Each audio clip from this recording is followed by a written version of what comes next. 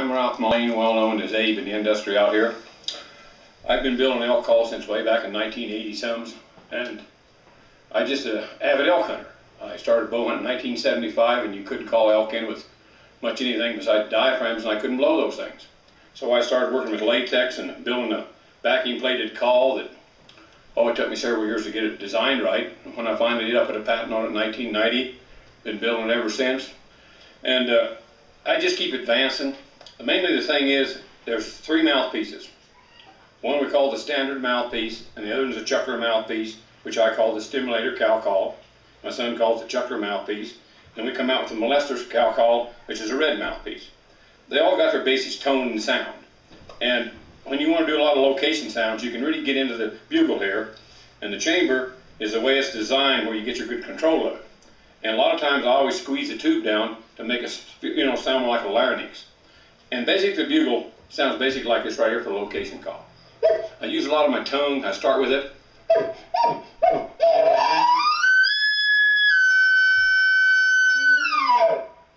And there's no need to get more into it, because if you do, you're overdoing yourself, like you're flattering yourself instead of the elk. So early in the season, like right now, pre-rut's going on, I'm always friendly about like this. Just get the high note out there. Just be soft about it. Now, you're testing the water on the bull. He's going to maybe sound off aggressively early in the season and first few days, and then he'll kind of just back out of it when you start crowding them and they start learning your attitude. And their attitude is listen to them. If you're listening to them, don't overpower them. Now, when you blend it in a cow call, as I do a lot of the same mouthpiece, standard mouthpiece, I blend a lot of tones in like this. It's the lost calf call. That call will get you anywhere. You're always covering up your walking, and you're lost, and get the cows to talk to you, relaxation, and it goes like this. I always put a couple little chirp, chirp, chirps into it like that. As that rattles the back end right there, that's a calf that's stressed, he's lost, and he wants attention. And basically a cow will answer him in a tone like this right here. Real soft, no command into it, no aggression into it. If they cow sound off like this here, that's heads up something's happening. There's another tone the cows use, is a chime. A lot of guys used to say, I'm throwing my voice to get them to come around you. Well, basically you're throwing your voice to make them come, but that's a travel sound. I call it the chime. And then you got the old tone of it, Esther's cow. She does that plead sound. Real nasal. Now you can overdo that call. If you stay in one place too long, you're overdone it. Well, always throw a couple in. The bull will generally come back like this here. You do that chuckle tone. And that is where you say, okay, now he's interested. Now I'm going to give my little note into him with a little agitated bull. I got an attitude. Blend that with him, then back out of it. Throw your calf chirps in again. Don't get him too speedy. If you do, you're overdoing it again. But mainly you got to try to move your position. If you can move your position, do it. If you can't, hold your ground, let them move up a little bit, approach again.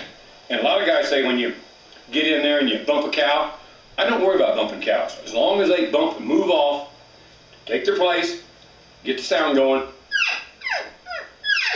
blend that in. If the herd bull is still talking or satellites are talking, but generally what happens is, if you stay in one place too long and the herd bull moves off, here comes the satellite bull hooking. He'll start hooking around. A lot of things you can do to him is let him come in there, if ever you got the cover, and then blow him out. Eject him out of there. Get rid of him. Take his place and go back.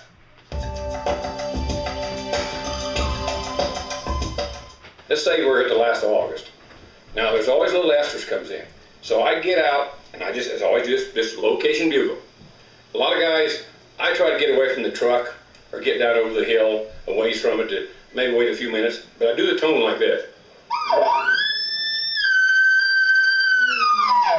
Just get it out. You don't have to throw chuckles if you don't want to. But a lot of guys do. Sometimes I do. All depends on just how I'm feeling that morning, I guess. But mainly it's the note, that high note. That's what gets them to sound off. And then you can move on what you want to do, or get down draft of them, or get around beside them. I like to flank them, and I like to get my shooter out in front of me. If I got a shooter out there, if I'm doing it myself, that's a little tougher. You got to do your own call and then move. But it's just pre-rut. Don't get too stout with your calls. Don't throw too many cow calls in. I got a bad habit of doing too much of it. Most everybody does. But you're out here to hunt elk. So if you don't sound off, you ain't got nothing going to happen.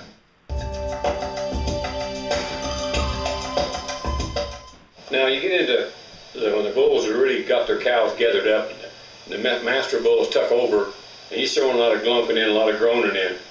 Well, that time you don't have to locate bugle. They already started themselves. But a lot of times in the rut, they've already been busy all night, so you got to go out there and make it happen yourself to find them, and then they know where you're at. But I'd rather just listen in the mornings, and sometimes I'll just do the estrus cow call. Just get that high, interesting sound out there and get them to sound off, and then go to them. Don't say nothing until you get in on them. And that old herd bull, he's generally just circling his cows and trying to move them, and the lead cows wanting to take off, and those satellite bulls are floating. If you say too much back out there, here comes a satellite bull, and you're in trouble.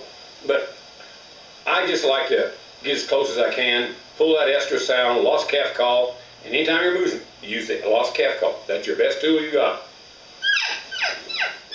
Right there, and then that there. There's another tone that goes on out there. It's a bull cooing. Go on. You'll think that's a cow and a calf. That's a bull cooing. He's hung up out there. He's doing that tone right there saying, sweetie, come to me, come to me, come to me. And you can't come to him, so you plead him. I make noise, I tromp the ground, and then take your call and go, and juice him up a little bit. Generally works.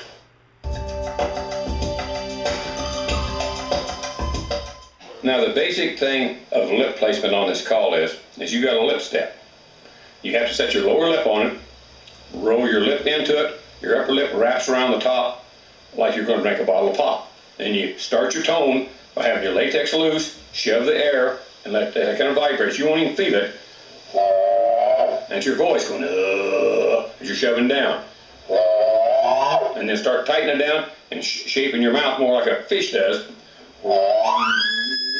And expand your cheeks and form your lip in there firm. Get the volume going of your air. From there, it's just lip placement, pressure, and that note will change. This is called the chop chuckle with your lower lip.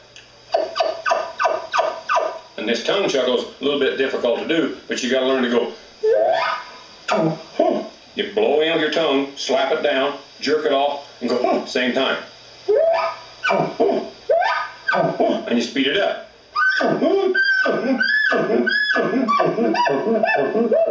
At the last, you're just barely touching it. That's all your voice.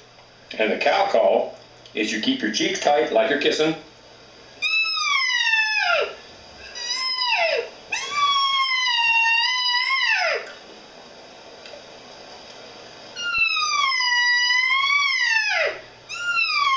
And if you blow your cheeks full of air, it don't sound right.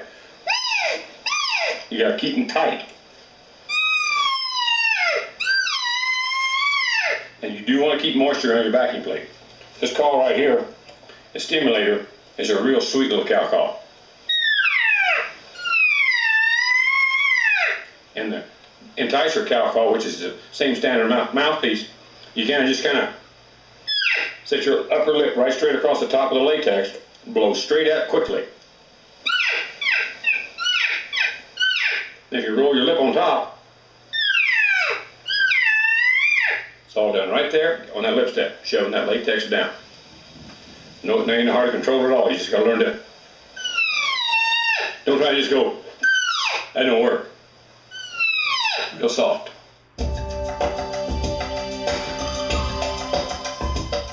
Out here in these mountain terrain you got here, your wind in the morning, you basically, as the old saying is, sun comes up, wind goes down, you know.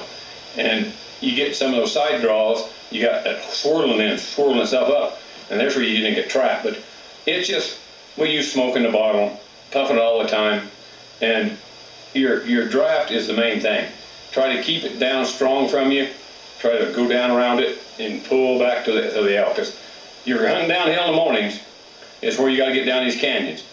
On this ranch, we got to hunt downhill. A lot of times there's not places to go up. A lot of places you can go up, that's nice. You can just work into them. We got to go around them here, get under them and flank them.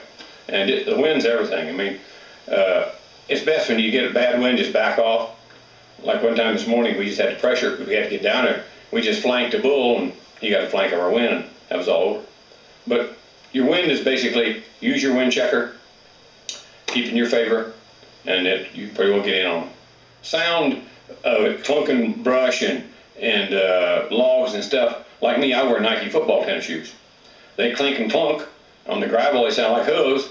And as long as they don't smell me or see me and get a good full-blown look at me, I don't worry about it. I just move in as careful as I can and make my sounds and hold up and move and hold up and move and hold up and check it out.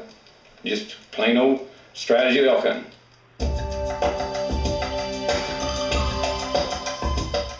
Well, the general public, generally, most of the general public overcall. They got so many different calls in the market out there. They all work in a sense, but most of them overcall. Everybody overcalls because we're out there to make it happen. But when the deep rut comes in, all you got to do is just put a pretty note out there, pretty estrus cow sound out there, and make it simple and clean and pure. Anything off key, they pick up on it. They're not stupid. They're pretty smart animals.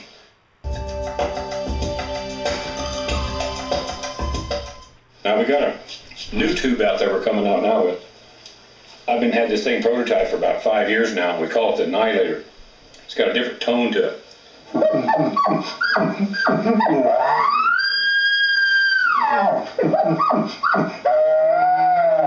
And you don't have to blow it hard because it's so realistic. I do a lot of moaning like that because you got a bigger expansion chamber in it.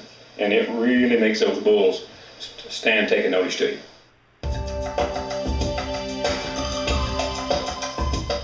If you're going to put a real clean, pretty call out, if you just do it like this, no growl, no nothing.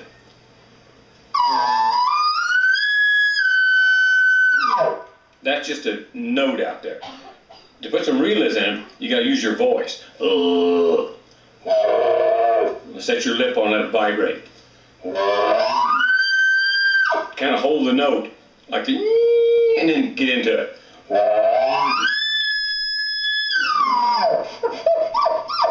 Just imagine what you heard. Learn to do what you heard and mimic them. And a lot of times you can got a bull that kind of gets upset. You can do this right here. Squeeze the chamber tube down, just like this right here. I'm collapsing that tube down.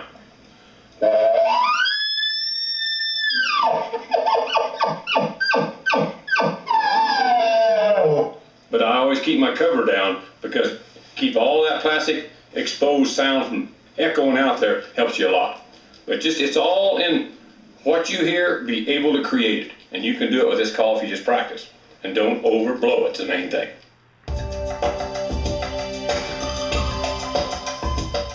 I'm going to demonstrate the new Annihilator bugle to blowing in mouth diaphragm. And this is the same mouthpiece, our standard mouthpiece. You just unplug it.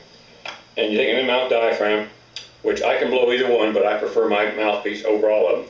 But a lot of guys love in-mouth diaphragms. This is the one I call my D3. It's a double, and I can do the bugle with it, the lip ball with it, you can cow call with it, but I got false teeth and I cannot do cow calls. But I can bugle with it.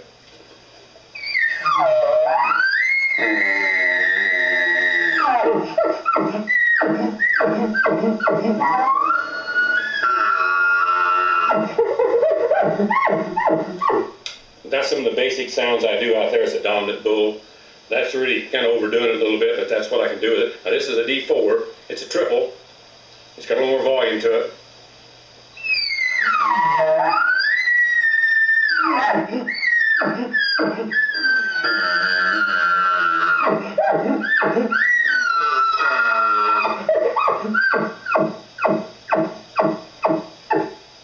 You can get that real raspy sound down in it, and that really gets no herd bull.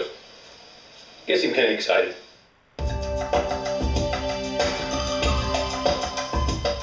You know, a lot of guys, they think diaphragm is the only way to go. This call is your mouthpiece. A lot of guys can pull the mouthpiece out here and use just use it right there. You don't even have to pull the whole thing out. A lot of guys can blow it right there. You just pull the mouthpiece out, use this little entry here, and you're going.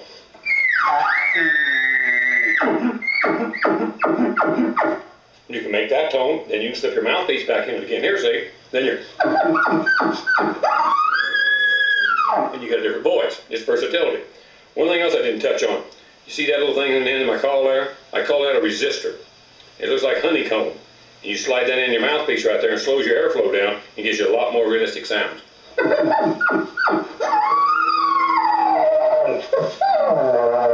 I'm using my tongue, doing the tones right there. Anything to get that bull excited. I just listen to him, I mimic him, and that's what I do. Versatility is what you got. Well, you hunters out there, if you went down to your local sporting goods store or on the line or whatever and bought my videos and listened to them, and if you have, you'll see how I work different things in there. And I appreciate you doing it, and go try some of the things that I've showed you in there, and you'll probably be more successful, because it's always worked for me.